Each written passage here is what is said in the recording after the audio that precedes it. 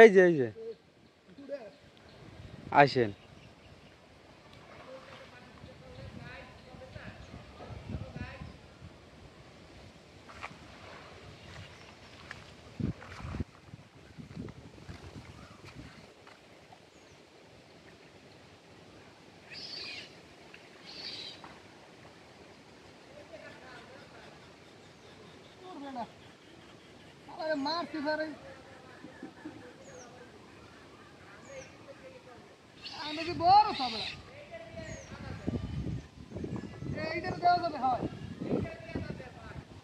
এই পা ভাঙিয়েছে।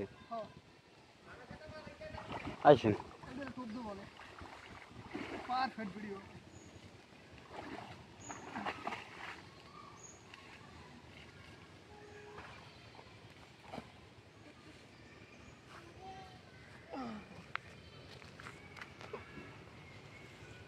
এটা একটা বগের বাচ্চা। আমি এটাকে ইট মেরেছিলাম এবং পাটা সম্পূর্ণভাবে ভেঙে গেছে। আসলে আমি মনে করেছিলাম এটা বড় বক, কিন্তু এটা বগের বাচ্চা।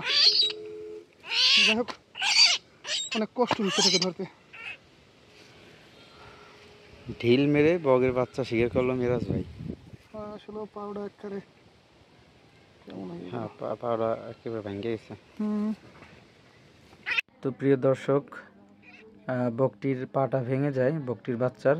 তো এটি দেখে আমার খুবই মায়া হয়, সেই কারণে বাচ্চাটি আমি নিয়ে আসি মেরাজ ভাইয়ের থেকে। নিয়ে আসার পরে তারপরে আমি একটি কাপড় বেঁধে দিই পায়ে শক্ত করে।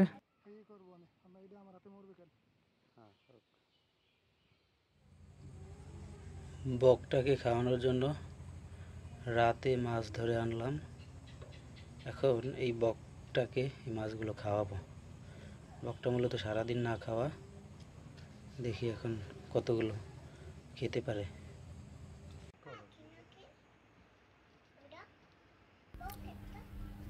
যাই হোক বন্ধুরা, আসলে আপনারা যারা পাখি শিকার করেন, মূলত পাখিগুলো শিকার করবে না। আমাদের একটি পরিবেশের অন্যতম একটি সৌন্দর্য পাখি আমাদের।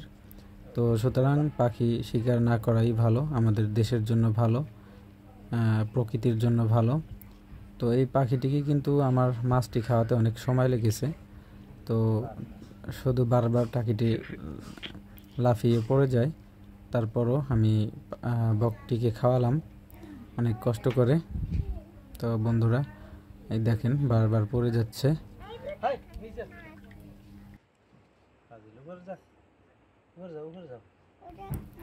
তো বকটাকে যখন মাছ খাওয়াচ্ছিলাম, তখন আমার ভাতিজি আছে একটা ছোট, ওর পাখনার কথার জন্য আসলে সুস্থ বসে থাকতে পারছিলাম না। মাছ দেখলে ও পাগল হয়ে যায় মাছ ধরার জন্য। যাই হোক বন্ধুরা,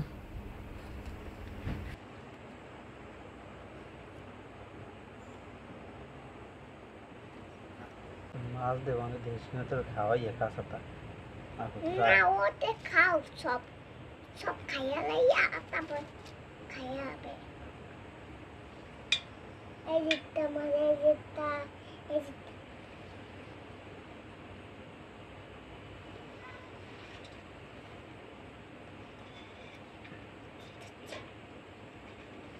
যে ধর।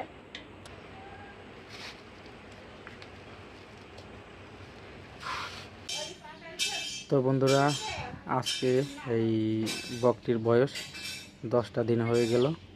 তো এখন কিন্তু পাখিটি বকটি পায়ে ভর দিয়ে কিছুটা দাঁড়াতে পারে।